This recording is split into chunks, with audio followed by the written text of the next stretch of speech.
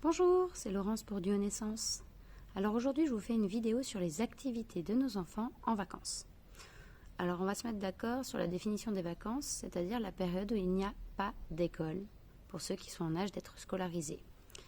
On va faire, je dirais pas on va faire abstraction du fait qu'il y a eu la période confinement-déconfinement, mais voilà, on va partir du principe que juillet-août, c'est une grande période largement attendue par les enfants parce que c'est différent.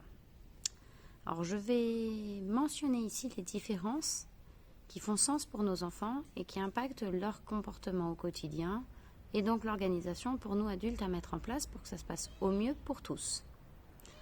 Alors déjà niveau timing, niveau temps, quand il y a une période scolaire, d'habitude on les réveille ou ils sont réveillés spontanément pour être à l'heure à la crèche, chez la nounou, à l'école, à peu près entre 7h ou 8h, 8h30 le matin.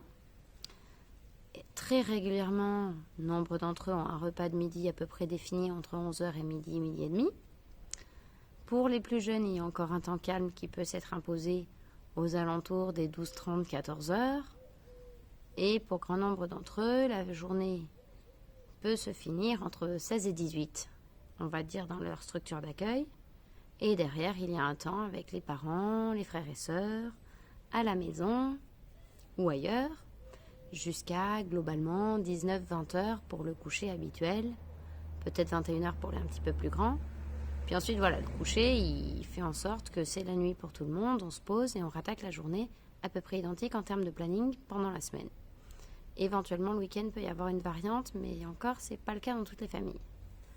Alors par contre, pour les vacances, pour les enfants, c'est carrément différent là-dessus, dans le sens où c'est que justement, cette école, elle n'est pas là.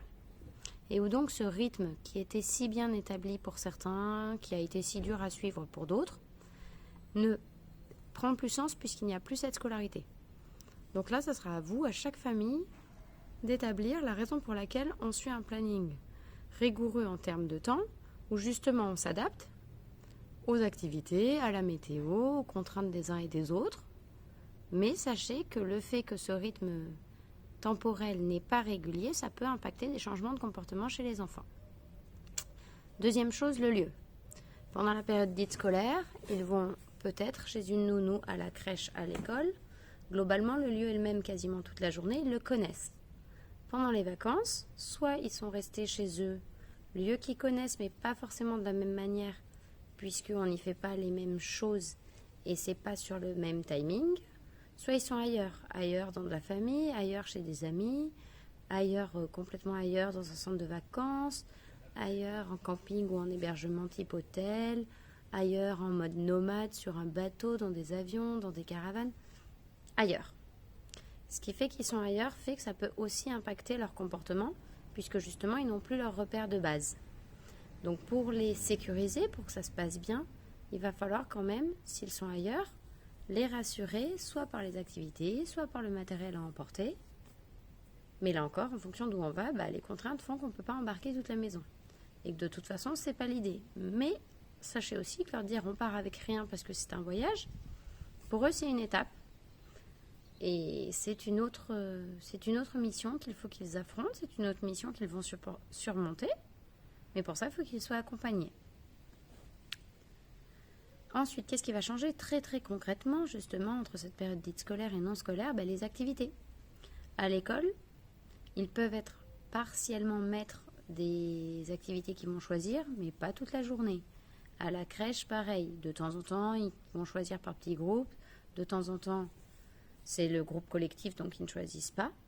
Là, pendant les vacances, c'est différent, parce que ça veut dire que soit ce sont les enfants qui vont choisir chaque activité en fonction de leur centre d'intérêt, des contraintes, du lieu, de la météo, soit ce sont aux adultes qui les encadrent, que ça va revenir ce choix. Ce qui va changer aussi, c'est justement les personnes qui sont autour des enfants. C'est possible que les enfants soient aussi et encore avec leurs parents pendant la période dite non scolaire, et qu'ils y soient habitués puisque c'est très très régulier, même pendant la période scolaire. C'est possible que ce soit les parents, mais qu'ils n'y soient pas si habitués que ça, parce que le reste du temps, les parents sont au travail et qui passent peut-être une grande partie de la journée, soit chez la nounou, soit à la crèche, soit dans d'autres modes de garde. C'est possible aussi que pendant la période de vacances, ils passent les vacances avec des amis, avec de la famille, ou avec des gens qu'ils ne connaissent pas. qu'on va croiser sur notre route si on est en excursion, des gens qui ne connaissent pas s'ils sont partis en centre aéré ou en centre de loisirs. Dans tous les cas, toutes ces thématiques font que ça peut changer le comportement de vos enfants. La météo aussi, ça paraît rien, mais si on est dans une région où d'habitude il fait toujours plein soleil et que soudainement on est en vacances dans un endroit où c'est qu'il fait froid toute la journée et où ils ont besoin de porter 3 pulls alors qu'ils n'ont pas l'habitude, ça impactera leur énergie, ça impactera leur quotidien. Il en est de même dans le sens inverse. Si on est habitué à être plutôt dans un milieu tempéré, où c'est qu'on porte une veste et c'est normal, être soudainement exposé au soleil très souvent, ça peut être beaucoup pour eux. Donc là, je vous ai fait le tour des causes de ce qui change en vacances. Le lieu, les durées, les périodes, l'organisation temporelle, les activités, l'entourage, la météo. Donc pour en revenir aux activités, comment faire pour choisir ce qui peut convenir au plus grand nombre et est-ce que c'est le but? Ou comment faire pour choisir une activité qui convienne à chacun et pas forcément tous ensemble? Ça, c'est des questions qu'entre parents, il faut vous poser en amont si possible pour déterminer ce que vous allez choisir. Ou ce sont des questions qui vont s'imposer à vous et auxquelles il faudra trouver une réponse. Comment faire si vous avez plusieurs enfants, un qui veut aller à la plage, un qui veut jouer au ballon, l'autre qui a besoin de dormir, un parent qui aimerait juste se reposer parce que c'est le but des vacances, un parent qui a envie de faire plein de trucs parce que il est en vacances et que justement il ne peut pas le faire le reste de l'année. Voilà, toutes ces questions, si on ne se les pose pas en amont, qu'on ne s'organise pas pour trouver des réponses, ça peut malheureusement générer des conflits. Et ce n'est pas le but des vacances, ni même des périodes hors vacances. Donc très concrètement, pour les activités, ce que je vous propose, c'est à un moment de la journée ou un moment de la semaine, selon comment vous vous organisez, de faire une liste de toutes les envies dont chacun aurait envie, quel que soit l'âge de l'enfant, qu'il l'exprime à l'oral ou à l'écrit, par un dessin, en saisissant une photo. Recueillez ensemble toutes les envies de chacun. Et j'ai bien dit les envies, donc ça peut être des envies totalement irréalistes, parce que la météo ne va pas, parce que c'est pas la bonne région, parce qu'on n'a pas les moyens, parce qu'on n'est pas d'accord. Toutes les envies. Ensuite, recueillez ensemble, avec les plus grands s'ils sont en capacité de participer à cette mission, ou vous, entre grands adultes, ciblez les contraintes qui s'imposeront à vous pendant cette période, pendant ce séjour. Donc les contraintes, elles vont être multiples et variées, et elles vont changer en fonction des familles. Contraintes budgétaires, contraintes d'espace, contraintes d'entourage. Ensuite, face à ça, qu'est-ce qu'on va prioriser pour que ce séjour se passe bien pour tout le monde? Donc, ok, on a tous envie de faire ça. Et là, j'insiste, il faut vraiment que les adultes prennent part à ce jeu. Il ne faut pas que ce soit vécu comme un temps de contrainte.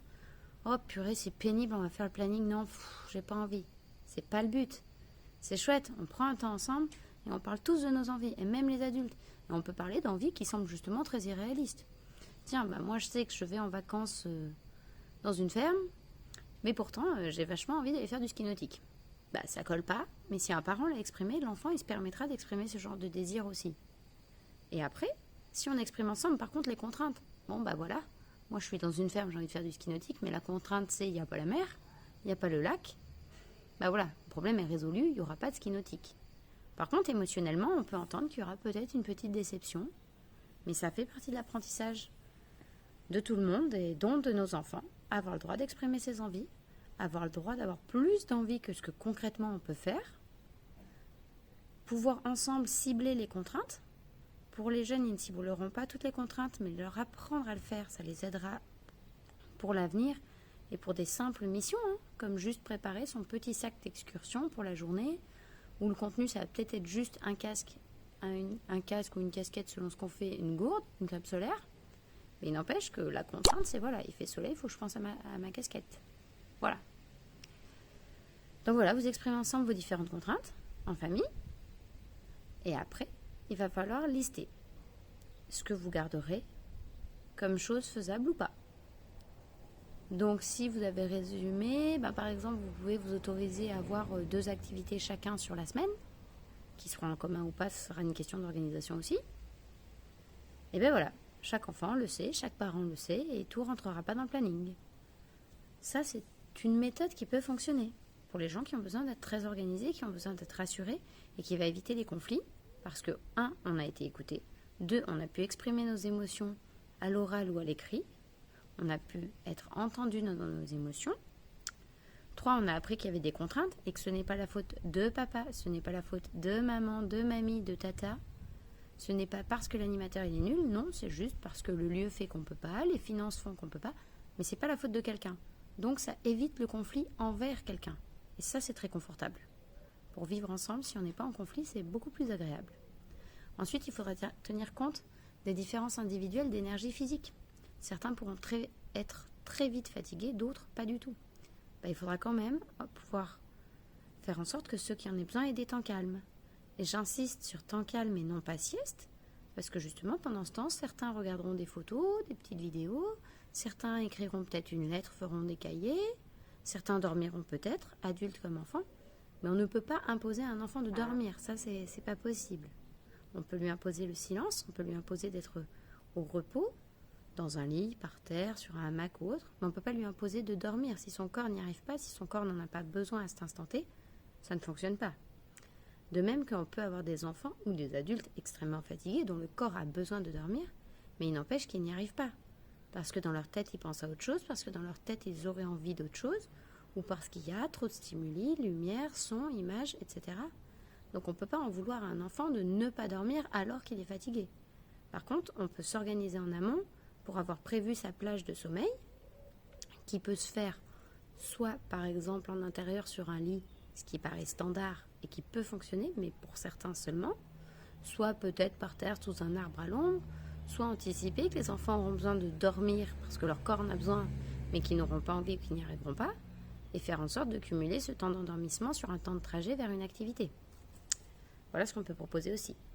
Après, il y a d'autres familles pour lesquelles justement les vacances ou même les périodes non-vacances, c'est chacun fait ce dont il a envie tant que ça convient à tout le monde et on ne fait pas de planning, on s'adapte. Ça s'entend aussi, c'est totalement respectable. C'est pas plus idéalisé que l'autre système qui nécessite d'avoir une organisation. Par contre, ça signifie de pouvoir communiquer les uns avec les autres. Parce que si on fait ce dont on a envie quand notre corps en a besoin, mais que l'autre ne sait pas ce dont notre corps a besoin ou ce dont on a envie, ça peut être compliqué. Donc là encore, pensez moyens de communication dès le plus jeune âge, pensez langage des signes, pensez communication par picto, par photo, pensez à se parler, pensez à se laisser des messages, papier, crayon, pensez à multiplier les supports sur lesquels on peut écrire, les outils avec lesquels on peut écrire, les supports numériques pour ceux qui sont OK. Voilà, il y a vraiment toutes ces techniques qui sont possibles. Et après, il n'y a pas de famille idéale, il n'y a pas d'enfants ou de parents idéaux, et il n'y a pas de solution miracle. Donc là, je vous ai donné par exemple 2 exemples, il pourrait y en avoir plein d'autres. Et dans une même famille, il peut y avoir des gens qui ont besoin d'une grande organisation, d'autres qui ont besoin qu'on respecte leur spontanéité et qui n'accepteront pas de faire un planning. Tout ça, c'est possible. C'est pas tous les jours simple, mais c'est possible. Moi, dans ces petites vidéos, je vous transmets des astuces que vous pouvez réutiliser sans souci. Si au-delà des vidéos, mes solutions que je vous présente, qui sont qu'un échantillon de tout ce que je pourrais vous présenter, elles vous conviennent mais que vous ne savez pas les appliquer, alors si pour vous, ces quelques solutions que je vous ai proposées vous semblent complexes à mettre en place, que vous avez besoin d'explications, de plus de détails, ou si au contraire elles ne vous conviennent pas du tout, mais que par contre la question se pose de comment organiser le quotidien pendant les vacances, quelles activités choisir pour mes enfants, comment se mettre d'accord, alors n'hésitez pas à me contacter. Vous pouvez utiliser duonaissance.fr, m'envoyer un courriel à travers le site, duonaissance@gmail.com en mettant un S à la fin du mot duonaissance, me contacter sur mon numéro de téléphone, me suivre sur ma page Facebook et vous abonner à ma chaîne YouTube. N'hésitez pas. Être parent, c'est pas le plus facile au quotidien. Mais parents coachés, plaisir partagé. Allez, je vous souhaite d'excellentes vacances. Merci et à bientôt.